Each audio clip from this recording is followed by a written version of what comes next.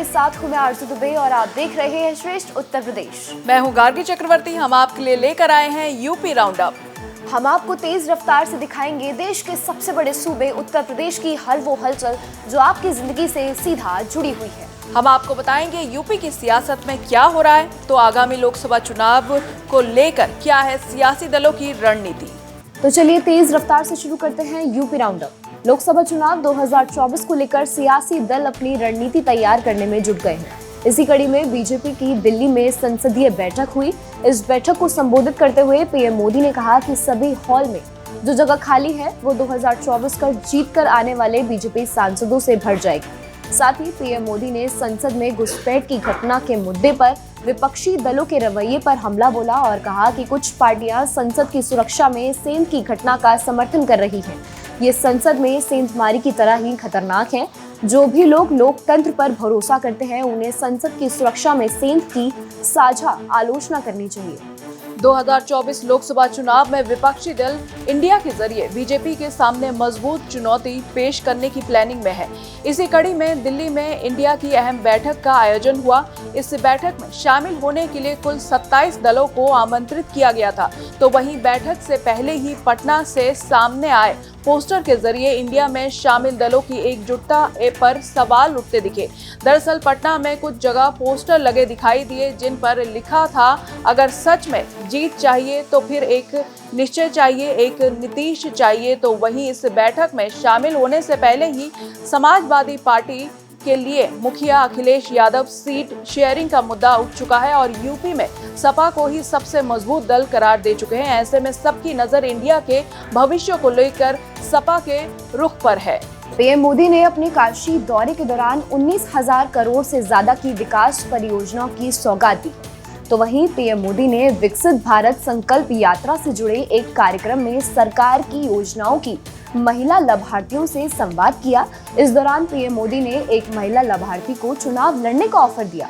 दरअसल संवाद के बीच चंदा देवी नाम की एक महिला से पीएम मोदी ने पूछा, इतना अच्छा भाषण देती हो, कहीं से चुनाव लड़ी हो? तो महिला ने कहा कि नहीं। फिर पीएम मोदी ने पूछा, तो चुनाव लड़ेंगी?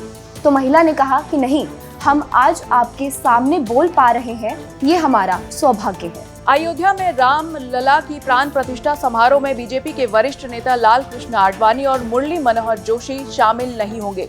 राम मंदिर ट्रस्ट के महासचिव चंपत राय ने जानकारी दी है कि मुरली मनोहर जोशी और लाल कृष्ण आडवाणी स्वास्थ्य और उम्र संबंधी कारणों के चलते उद्घाटन समारोह में शामिल नहीं हो पाएंगे। दोनों बुजुर्ग हैं, इसीलिए उनकी उम्र को देखते हुए उनसे न आने का अनुरोध किया गया है, जिससे दोनों ने स्वीकार भी कर लिया है। अयोध्या में 22 जनवरी को रामलला की प्राण प्रतिष्ठा के लिए भव्य अनुष्ठान होने वाला है, जिसकी तैयारियां आखिरी दौरे पर हैं। ज्ञानवापी केस में इलाहाबाद हाईकोर्ट में मुस्लिम पक्ष को बड़ा झटका लगा है। हाईकोर्ट ने मुस्लिम पक्ष की 5 याचिका खारिज कर दी है।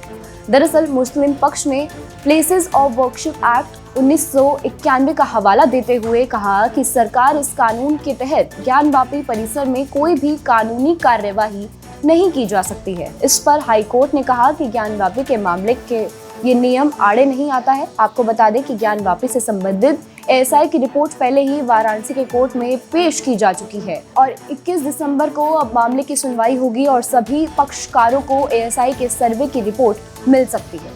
श्री कृष्ण जन्मभूमि और शाही ईदगाह विवाद से संबंधित केस की सुनवाई अब इलाहाबाद हाईकोर्ट में 11 जनवरी को होगी। 18 दिसंबर को हाईकोर्ट को विवादित स्थल का सर्वे कराने के लिए रूपरेखा तय करनी थी, लेकिन ये सुनवाई टल गई। आपको बता दें कि हाईकोर्ट ने 14 दिसंबर को विवादित स्थल का सर्वे कराए जाने की मंजूरी दे दी थी। दिल्ली में मौलाना तौकीर रजा पर भड़काऊ बयान देने के आरोप लगे हैं। आरोप है कि दिल्ली में हुई मुस्लिम पंचायत में तौकीर रजा ने कहा कि हमें कमजोर ना समझा जाए, हमने बाबरी मस्जिद खो दी, लेकिन अब ज्ञानवापी और मथुरा की ईदगाह नहीं खोने देंगे। सड़कों पर उतरकर मुसलमान लड़ाई लड़ेंगे, हमें कोर्ट से भी ऊपर है, हमें कोर्ट से भी ऊपर समझा जाए।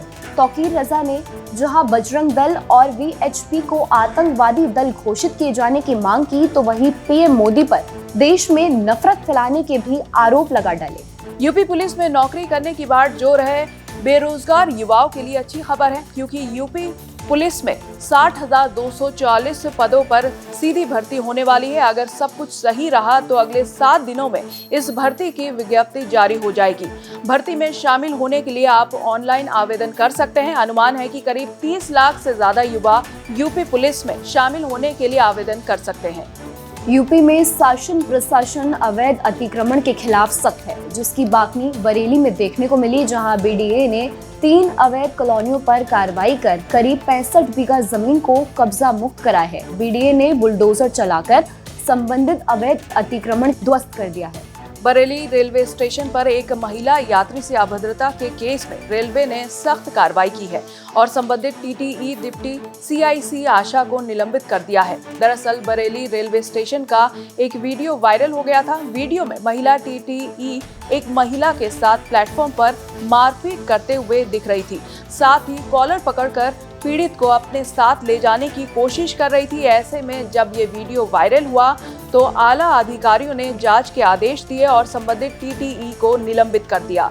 कानपुर में एक थाने के अंदर एक अजब गजब चोरी का मामला सामने आया है और चोरी के आरोप खुद पुलिस पर लगे हैं और ये पूरी वारदात सीसीटीवी कैमरे में कैद हो गई है। दरअसल पीड़ित शख्स की एक्सयूवी कार गलटोली थाने में खड़ी थी, जिसका टायर पुलिसकर्मी निकाल ले गए और तत्कालीन थाना प्रभारी की कार में उस टायर को लगाया गया, जिसकी शिकायत पीड़ित ने आला अधिकारियों से की। लेकिन जब कार्रवाई नहीं हुई तो पुलिस की सच्चाई बताने वाला ये वीडियो सोशल मीडिया तक पहुंचा और वायरल हो गया, जिसके बाद आला अधिकारियों ने मामले में जांच के आदेश दे दिए हैं।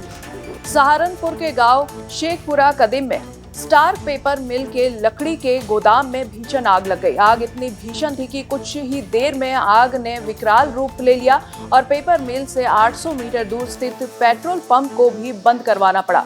दमकल विभाग ने ग्रामीणों की मदद से कड़ी मशक्कत के बाद आग पर काबू पाया, लेकिन अब तक लाखों रुपए की लकड़ी जलकर खाक हो गई।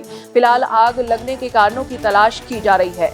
आईपीएल 2024 को लेकर सरगर्मियां तेज है। इस बीच दुबई में मिनी आईपीएल ऑक्शन ऑर्गेनाइज किया गया।